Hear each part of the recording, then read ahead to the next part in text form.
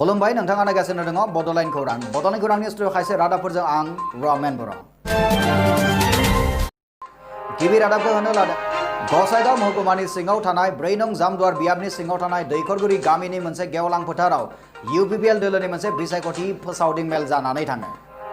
BTC बिसायख'थिनि सिगां BTC ओनसोलाव थानाय गासैबो बर' राजखान्थि हानजाफोरनि बिसायख'थि फोसावदिं मेल खुंनायखौ नुनो मोननाय जादों बे बाराव बावैसो गसाइगाव महकुमानि सिङाव थानाय 4 नं जामदुवार बियाबनि सिङाव थानाय दैखरगुरि गामिनि मोनसे गेवलां फोथाराव UPPL दोलोनि मोनसे बिसायख'थि फोसावदिं मेल जानानै थाङो बे मेलावनो मोनसे समनि MP UG ब्रह्म बिथाङा गाहाय आलासि महरै नुजाथियो जोंनिसिम खौरां मोनफैनाय बादिब्ला बे मेलावनो गुबुन गुबुन दोलोनिफ्राय UPPL राजखान्थि हानजायाव आखाइ गोरोबफैयो होननानै मिन्थिनो मोननाय जादों बिसायख'थि फोसावदिं मेलाव बाहागो लानानै उरखाव गोरा ब्रह्म बिथाङा बड'लेण्ड खौरांनि गेजेरजों खायसे खोथाफोरखौ फोरमायथिदों उरखाव गोरा ब्रह्म बिथाङा एसेम्ब्लियाव कमतापुर अट'नमास काउन्सिलनि बिल पास खालामनायखौ गोरबोनिफ्राय साबायखर जासिदों कमतापुर अट'नमास काउन्सिल जितु गठन करार बिल पास करा हल एसेम्ब्ली आदरणी जनाइছো অন্তৰৰপৰাই আদৰণি জনাইছো আৰু আশা কৰিছো অট'নমাস কাউন্সিল বিলাকে সফল হ'ব BTRआव बे मोनसे दाजाबथायारि गोहोम खोख्लैगोन बे खोथाखौ बुंदों उरखाव गोरा ब्रह्म बिथाङा परिबर्तननि मोनसे द्रौ फैबाय सोलायनांगौनि द्रौ फैबाय बे द्रौखौ जोंना UPPL खालामनानै होगारबाय गुबुनबाबो बे सोलायनांगौ आसामाव जालांनाय गुबुन गुबुन सुक्तिफोरनि गेजेराव गोबां सुक्तिफोराबो दासिमबो आबुङै मावफुंजोबाखै होननानैबो बिथाङा बुंथिबावो आसाम एसेम्ब्लियाव कमतापुर अट'नमास काउन्सिलनि बिलखौ पास खालामनाय जाबाय नाथाय ओजोंहाय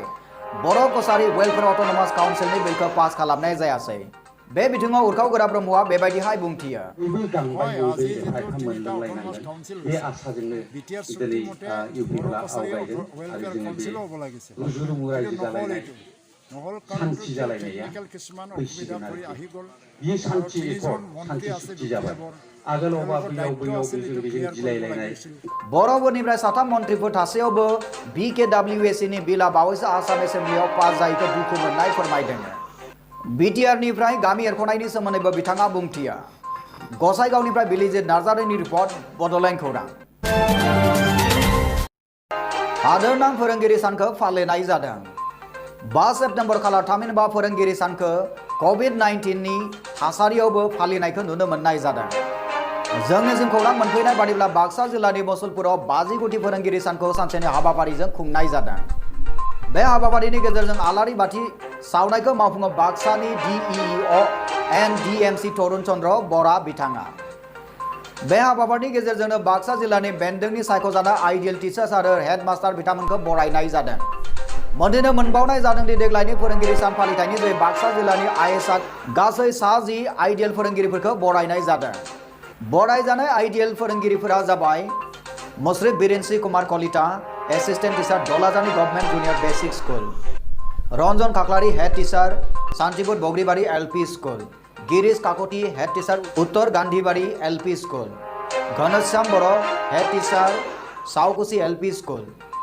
विनय Kumar Das assistant teacher Palkota MB school Bhushan Chandra Roy head teacher Lokpriya ME school मुश्री Tapeshwar Basumatari principal Salbari higher secondary school Shrimati Pranita Devi IC headmaster Kharua Milan high school Mohammad Iqbal Hussain assistant teacher KB Fakhruddin high Madrasa higher secondary school Shri Gautam Rajbongshi assistant teacher Shobharam Das high school